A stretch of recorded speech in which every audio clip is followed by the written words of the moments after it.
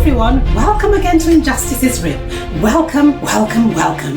In today's video, I'll be talking about all things injustice with the chairman of our board of directors, Tunji Idowu. We'll be talking about injustice in Nigeria, and I'll be sharing some key takeaways from our conversation, hoping that someone gets inspired to follow their passion. So join me. He's here in the house.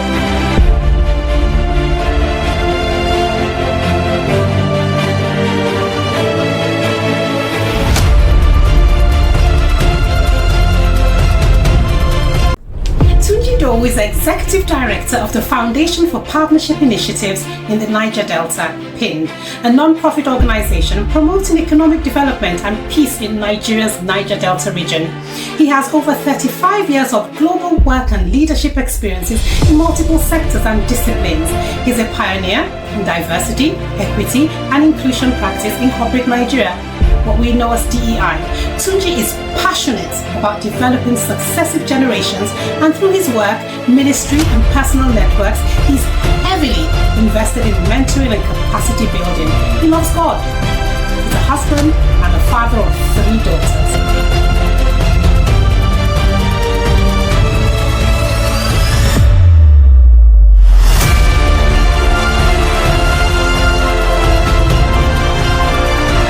We are so honored to have you here. Thank you for having me. You're so welcome. Thank you for coming into our space. Now, my first question for you is, as chairman, board of directors, what motivates you to work with us in addressing injustice in Nigeria?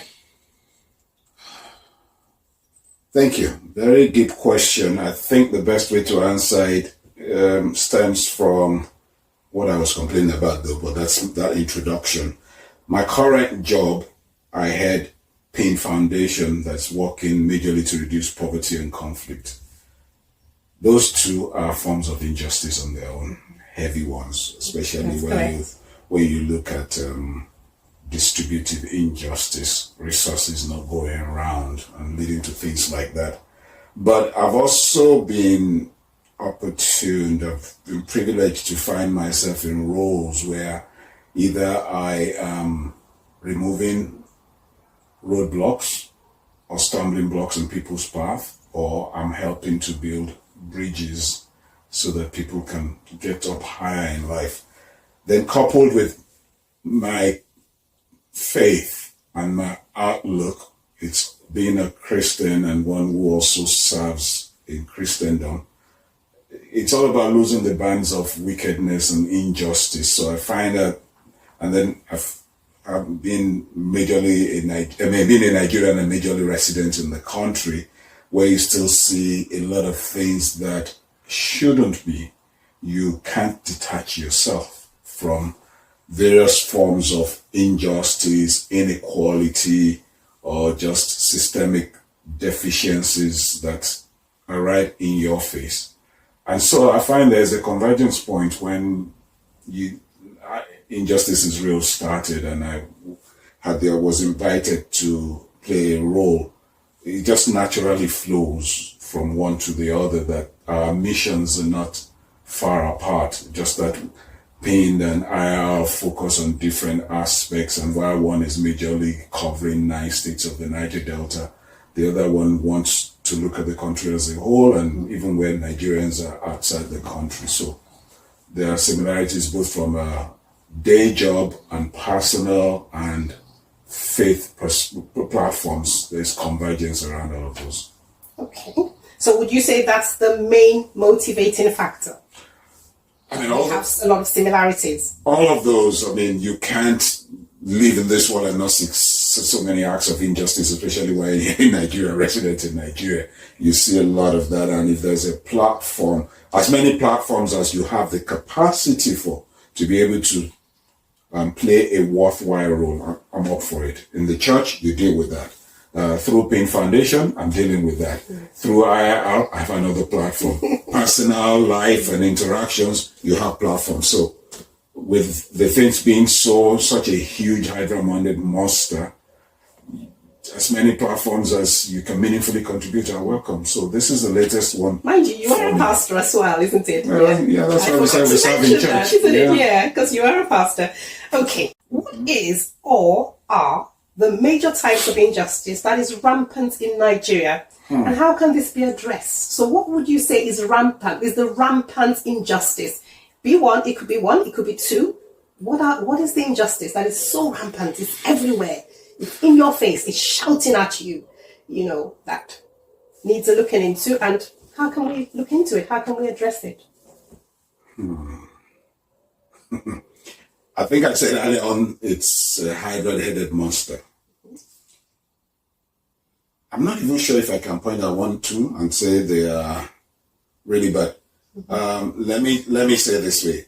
I mean, I said it earlier on. One, especially the nature of the job I do at PIND, my colleagues and I, that we are there in the trenches of the Niger Delta. And for those who may not be that familiar, the Niger Delta is the epicenter of Nigeria's oil and gas operations. And you know that the resources haven't been distributed equitably in Nigeria. And a lot of those producing communities should be better off than they are for years of neglect and all that. So on the job, on a daily basis, what you face is distributive injustice, where you have unequal distribution of resources. The goose that lays the golden egg is still in a state of squalor. The economic and social indices are even poorer there than in the other parts of Nigeria. So that scares you. And that's why PAIN's mission is really to tackle poverty and conflict by helping those stakeholders in some of our areas where we focus on agriculture, to help farmers and agribusiness people, micro, medium, small enterprises, to do better, to improve their productivity, to be able to do better with their bottom line, to move them out of poverty and to where they're better off. And these are some of the poorest of the poor that we are focusing on. And then because of all of that injustice, there's been a lot of conflict as well, as people still scramble over the little remains. So how do you help them to identify, manage, mitigate? Because if you don't address that, there's even no right environment for the economic activities to thrive. So distributive injustice stares you in the face, and you see that with all of the poverty and inequality that abounds in Nigeria. You see that with the unemployment and under-unemployment. And even, you not only have unemployed people, you have underemployed people, and you have some that are even unemployable because of some of the setbacks that they've had. So that stares you in the face. Then you see corruption and embezzlement also staring you in the face. You see the absence of the rule of law, where you still have relational injustice.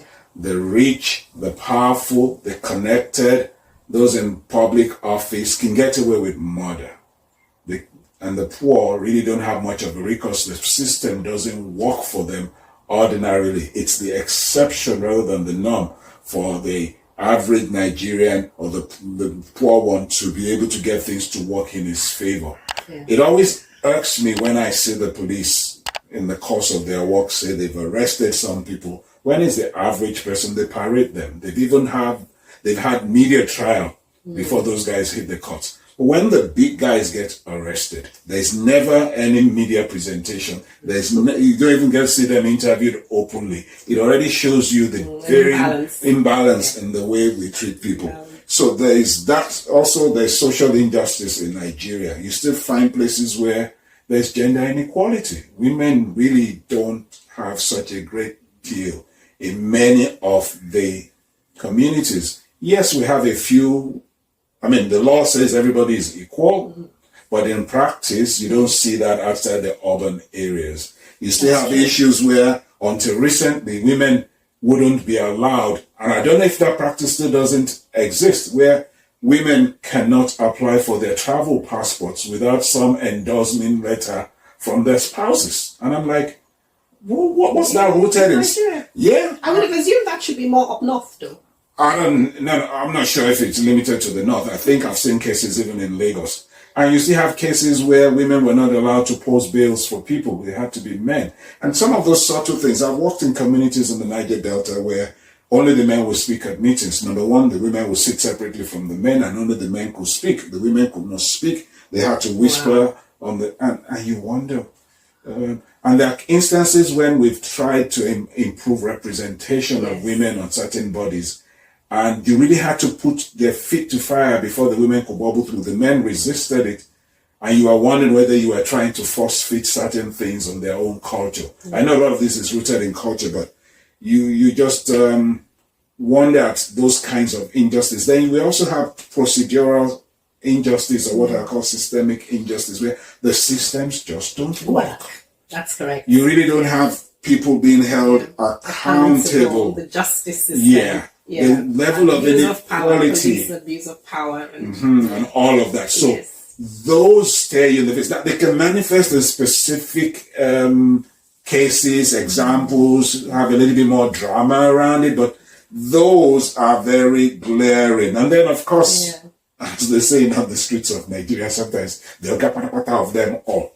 Political injustice. You still have electoral malpractices. You have rigging. You have laws that you don't need special knowledge to understand. But then when elections come and people play all of their tricks, even the courts and the electoral agency interpret it differently from what they themselves had conducted education and awareness sessions on. You see this sudden U-turn just because there's a huge emphasis on expediency. We just think we can get whatever we can get away. Yeah, there's nepotism. The more subtle ones that people don't learn about will be environmental injustice, pollution and environmental irresponsibility leading to degradation and all of that. But there's legal injustice as well. If the systems don't work the way they should, if the courts themselves contribute to the perversion of justice, which they do. Yes, and we'll see some of that. Police brutality. You just need to have somebody have a fracas with the military. Even if it's the police with the military, the police know that they're in trouble because the military are going to come back to exact revenge. A market was shut down the other day because some touts manhandled a couple of soldiers. Wrong thing. But it happens all too often that you know what's going to follow is that there's going to be a bunch of soldiers coming back. And it doesn't matter whether you were not even there when it happened. If you're in the vicinity, chances are you look like somebody, a strong, young, virile young man between 18 and 55. You're likely to be arrested or maltreated on the spot. So you saw Barnex Plaza shut down. And the traders had to appeal to the military authority. Not excusing what was done, but how do you go back? Can't the military turn to legal processes to deal with that? They just take the law into their own hands. It doesn't even matter if it's another arm of two military arms facing off. Most often you will find one will overpower the other because we still live in this might is right thing. And that's not just, especially if you get caught in the middle. It's interesting, though, to hear your perspective on it, because just asking that question in itself, I think your first response in terms of the Niger Delta, the approach to distribution, of all the issues going on up in the Niger Delta is quite an interesting take on it, because, just from the perspective of injustice, because a lot of people, it's not something that they process, the Niger Delta. It's not something, because when you're talking about issues to do with injustice, what are the rampant issues? Probably the first thing might be corruption that will come to someone's mind. Second thing, abuse of power. Next thing, inequality, discrimination, but that take alone on that sector, that whole Niger Delta area, the poor distribution of everything going on up there. I think that's a very, very interesting point that you made, actually. And I just think that is something that people need to it needs to be in the consciousness of people that, certain communities, the injustice they experience is actually predominant, it's prevalent, it's everyday, it's everyday. Just like every other injustice, the corruption and all the other ones we've highlighted here. So, and as it goes for very, very good take, a very good catch. And as it goes for the Niger Delta, it goes for other parts because these things take place. I mean, you have a topic going on now between the federal government and the states around the local governments. General view is that the Constitution says something. The president went to court. Supreme Court has interpreted it differently. Now, seemingly freeing the local governments from the clutches of the state. But there are experts, and I put that in quote in law, who are saying the Supreme Court has contradicted the provisions of the Constitution. At the end of the day, it's about who has power to effect certain outcomes. But the truth, of course, is that local governments have had a free pass for a while, and people there are not really getting things. Everybody focuses on the center. Nigeria is too power-centric. I mean, there's too much power concentrated at the center. And so you don't have even distribution. So many things are on the exclusive list. So many things are done at the center that in similar political setups, ideally they should happen at the regional or state or local government level where things will be closer to the people. And power is not so centralized. And that's what makes it so tough. But then again, we don't hold, there's not enough accountability even at all levels. There's not enough accountability. And not just public officials, even institutions that are not public as such.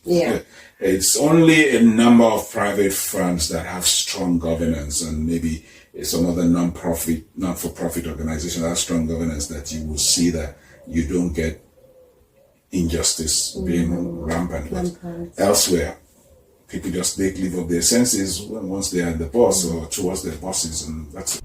My first takeaway: some communities experience a different kind of injustice known as distributive injustice, where resources or opportunities don't quite go round. It favors some and not others. This is also known as inequality of distribution. My second takeaway is about relational injustice, where the political elites get justice, but the common man can't. It's a form of inequality that is institutionalized.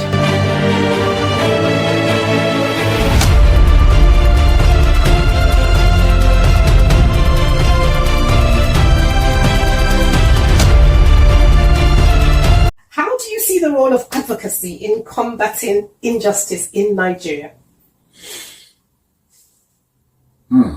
What we do is advocacy. So how do you see our role? But before I go to that, I just realized, and maybe both of us got carried away. You asked me a follow-up to that first question about the cases and about how can we address them, right? So, and the first one I'll say is around this question now, but I actually thought you answered it because you talked about accountability. Okay, maybe I just didn't go in a procedural way. You did mention accountability, which is one of the ways to address it. To effect accountability. And we need to strengthen institutions. Yes. There's need for a lot of awareness creation and education. There are people who don't even know their rights. And that's where I wanted to lead to this one. That's where advocacy comes in very, very important. You need a lot of number one, education and awareness. People themselves need to know what the law says, what their rights are, what is expected of them. So in essence, people need to be empowered. I mean, knowledge, first of all, is that. So once we educate and create awareness, then we need to now have setups, help to people to be able to move with like minds, because there's strength in numbers. Politicians know about numbers, and so they team up well. Other pressure groups, they know. Too often we have individuals trying to take on an established system and structure. A bad system and structure will beat a good person, a good man, a good woman every time. You need those numbers. So people need awareness about what are their rights, how things should work, and then we need mindset orientation. We need that mind shift. Then advocacy around where they can get help, how they can be organized, and where they can get help. Because really, the people who want it better for the country and who want more justice, they are in the larger numbers. It's just that the smaller numbers who continue to perpetrate injustice are pretty organized and they tackle it as a full-time work. So, but if we're going to get the people, and I think we need to help people learn, be aware, be empowered, and then we kind of should make sure they can organize and team up and they know where to get help. Which civil society organizations, genuine, altruistic, really effective ones, impactful ones that can help along those things, so that you're not sticking out as an individual and then you get victimized, you get intimidated and all that, but you can have those who can take up your cause. Because The times we've had breakthroughs have been when people have taken on other people's cause, either on social media or there is a civil society organization so or important. the efforts of, yes. So it's important that we have some of those ones, and they need to be empowered. Marginalized groups will need empowerment. And it's also about bringing the stakeholders together as well. There's the NGOs, the agencies, pulling all the stakeholders together. Absolutely. To get everyone's voice to be as impactful, all on the same level. So no, I agree with you. But, we need to start first from civil society. Yes. Then build it up where you need to influence policy or practices. And that will happen majorly through those in public institutions. No need to stigmatize anybody. No need to alienate any other group, because you need all allies.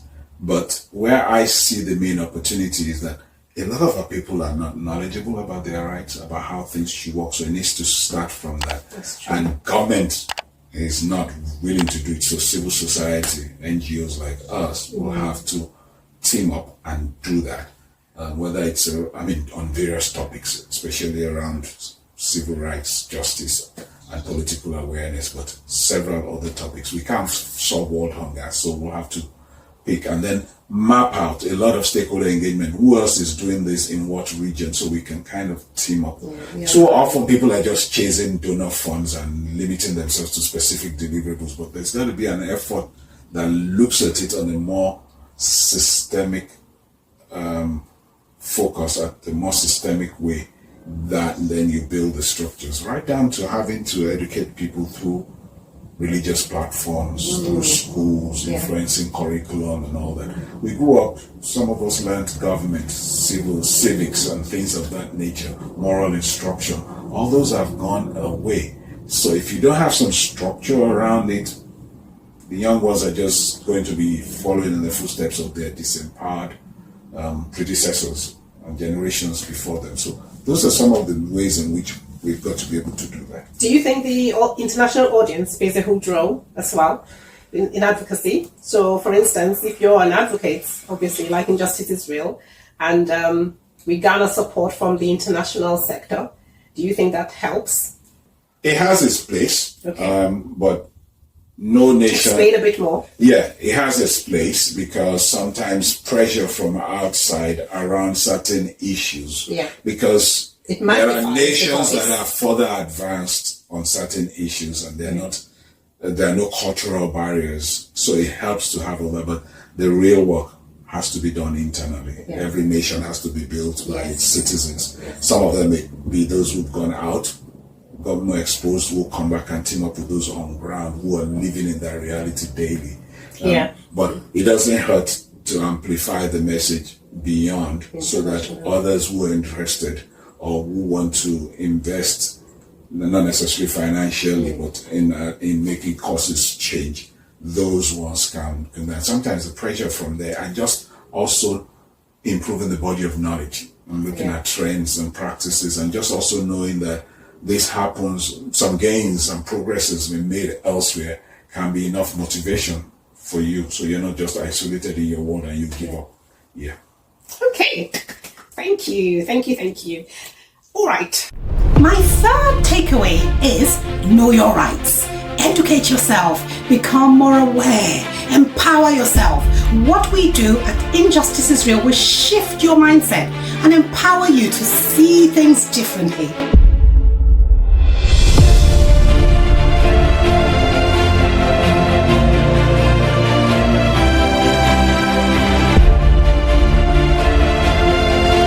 My fourth question to you: how do you plan, and I really want to hear your answer on this, how do you plan to ensure that Injustice Israel's strategy remains aligned with the evolving challenges of injustice in Nigeria?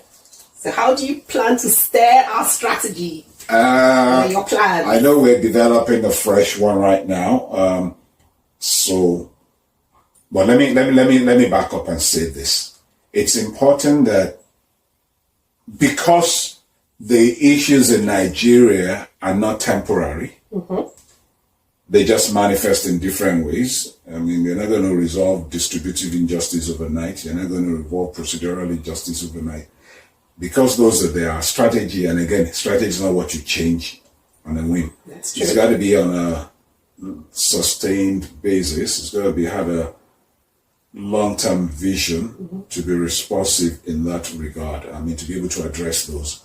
But certain things are clear, as what we've said, education, advocacy. And then we have to look at and prioritize out of all of these forms of injustice, where do we really want to focus? We have limited resources. We can't solve world hunger. So we've got to make sure we stay focused on what we prioritize and make a dent there. We don't want to spread ourselves too thin. So what would you say we should prioritize? Now let's finish that strategy session, and I agree. I mean, so that it won't be just my own preference or something. When we do that, I think based on the data and all that will be clear. And so we pitch our tents there, and then we look to align and partner or back up some who are maybe further along in the journey in another section. And that's the way I'll look at it, and make sure that we are measuring progress. We have clear indicators what success would look like for us. We're clear what it looks like, and then we can measure ourselves against that annually on a medium-term basis, 3 to 5 years, and then rejig things along the way. But we've got to be focused. We've got to be able to show impact. We've got to be able to measure and evaluate the progress that we are making. But it's obvious that advocacy is going to be a key tool. Definitely advocacy, education, and awareness. And we may not be able to influence policy as often as we would want, because that involves a lot of work, but we can create a lot of advocacy and enlightenment and put such good pressure and bring things to the attention of the right sections, audience, the agencies that need to address that, as well as the people who need to be aware of that. Why would you say we might not be able to influence policy as much as we would like to? Policy influencing knowing that is a core aspect of injustice is real. It's a lot of work. And we're not daunted by the war. No. What I mean is, even besides us, to get things done through Congress, I'm speaking American English, through the legislature, it takes a while. And then bills that are sponsored outside the legislature itself versus the ones that come from there, it takes a while, and you need, there's often a lot of lobbying involved. Yes. So I'm not saying that we should Absolutely. be daunted by those. And then you have to now say, is it at the state level or is it at the federal level? Of course, you really want to say some of which you can influence, but I'm saying those won't be your day-to-day things versus typical advocacy that you don't depend on others. It's more or less research and amplifying voices versus. So that's what I meant. But it will be part of our goals to see what number we can influence and in what areas. Absolutely. Okay. You've answered my next question, to be honest, in terms of our focus. So I would then say to you, in terms of what Injustice Israel has done so far, how do you evaluate the effectiveness of our current programs in tackling injustice? I think we've done well in being very current on incidents and cases and trends. We've done well in being vocal and trying to create awareness. What I've said though is we've been broad, and the next phase for us will be to see, once we finish this strategy, to prioritize and then have depth in that, such that when people say, who's the go-to this particular aspect or area, then it is. But right now, from onset, it follows the normal trajectory. There's so many cases, so we've got to latch onto them. But we've done well. Social media presence is good and increasing. The newsletter has come out early. Not many outfits start having newsletters that early in their lifespan, so that's coming out. As I said, current on developments, so those are good. By the time we finalize and we prioritize them, we want to be known as, not that we'll close our eyes to things, but we want to then deepen in a particular area and make progress, make that necessary dent. Make our voice louder. Make them heard in the right places. In the right places, okay. Thank you for that.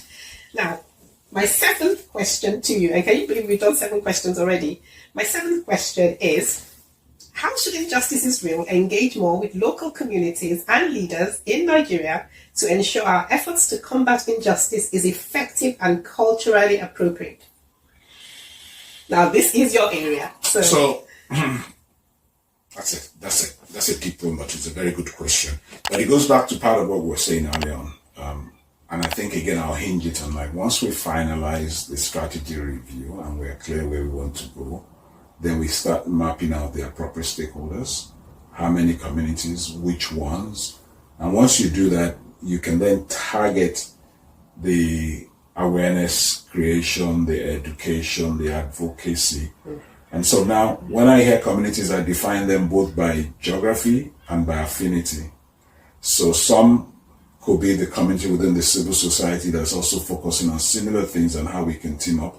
Others could be geographical communities where certain practices are taking place that we want to effect changes about them. So, but it goes back to all that stakeholder engagement, and then we really sit down to manage the issues and look at what are the issues and then how we want to pitch. Now, but you can't do this alone. You need boots on the ground, but we need to identify who are the key players, the key stakeholders, and how we can have areas of convergence and how we can enlist them, and then build in sustainability into those kind of things. Okay, thank you. So what do you believe are the most significant obstacles to achieving justice for Nigerians in Nigeria, and how can Injustices Real better address these challenges? I think we talked about them earlier on. All those things we listed. Do you have anything extra that we didn't talk about that you want to mention as an obstacle to achieving justice for Nigerians in Nigeria? We talked about corruption already. I mean, for instance, who do you know is a major thing. If you know somebody who knows somebody, can you easily get justice compared to... Well, we don't want to hinge it on knowing. We want the system. You know, the Lady Justice, right, supposed to be blind, so you can dispense. So we really want to look at that. But corruption is a key form of injustice we've talked about. Yeah. We need to make sure that we strengthen institutions such that they don't function based on personalities. It still bothers me that a lot of institutions or public officials think so break it down a bit more when they you think say their loyalty is to the personality. president. That's where I'm heading. They think their loyalty is to the president or to the governor. Rather, your loyalty is to the office. Yes. And if the occupant is misbehaving, your loyalty is first to the society, the constitution, and then to the office. But if the incumbent is behaving contrary to the expectations, there's nothing wrong. And it's part of your duty to act in a way that says sorry. But too often, and you see the pronouncements, and that bothers me because I'm not sure that people understand things well enough. So to make sure the system works, to curb corruption, and there's a whole topic about how occupants of offices are corrupted by CEOs, governors and presidents. But if you first of all strengthen institutions, if you invest in capacity building of those institutions and of the personnel, you're going to reduce dependence on favor, largesse, and discretionary things. And who do you know? Exactly, and who you know. Once you start doing that, then we start looking like other nations where things, and then you want to make sure the system works in a way where funding and stuff, nobody can starve institutions of those. There are statutory provisions and the funds go seamlessly. Judiciary is having its funds without issues. Police has their funding without issues. That way they can work independently. I would love to see the day where the Electoral Commission chairperson's appointment is not tied to the apron strings of the president and they don't think they're loyal. They say they're not, but too often you see actions. You see the Directorate of State Security often issuing statements that sometimes sounds as if it's an organ of the ruling party that is issuing those versus really speaking. Because you read statements in other crimes and You can see the level It's clear. There's clarity around that. We need to promote greater transparency and accountability. Technology is going to help. And then citizens, because you have to de-emphasize human involvement in a number of things. Technology, if we can get the stability in Nigeria, though, for technology to be effective. But technology, where it's been introduced, is effective. And as long as they don't sabotage it, I mean, it's effective. You are paying for train as opposed to somebody diverting things. You can pay for it remotely. A lot of services are being done. You can pay online. At least from your end, you know that you have not had an obstacle, a hurdle put in before you to start acting funny. You do it. Now, whether it's at the back end, somebody diverts something, that's where additional work is required. But typically, once they put hurdles in your face, you're forced to settle.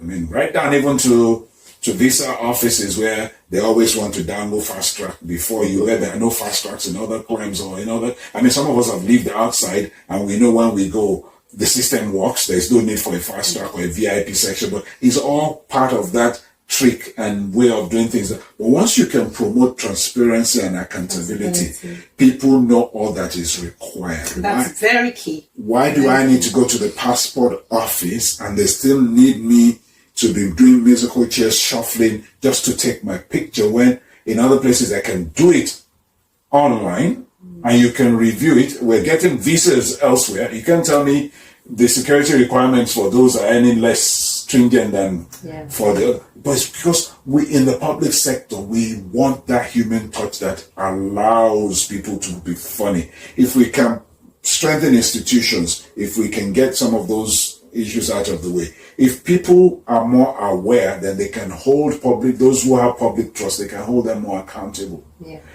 If we can do those more and more, we can avoid a few things. My fourth takeaway: for justice to thrive in any nation, transparency and accountability are very important. We must demand accountability from our public officials. Officials are there to serve you.